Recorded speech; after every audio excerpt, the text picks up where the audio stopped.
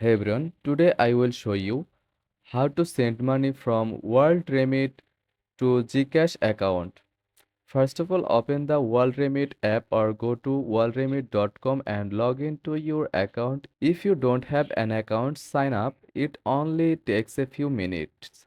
On the home screen, select Send Money and choose the Philippines as the destination country. WorldRemit will show you several options for sending money. Select mobile wallet to GCash. Next, enter the amount you want to send. You will see the exchange rate and any fees. Review these details to confirm that everything looks good.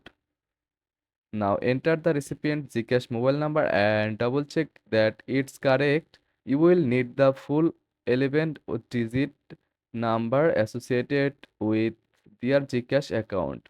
Once you have confirmed the details, choose your payment method and complete the transaction. WorldRemit will process the transfer and the recipient should receive the money in their Gcash wallet shortly. And that's it. Thanks for watching.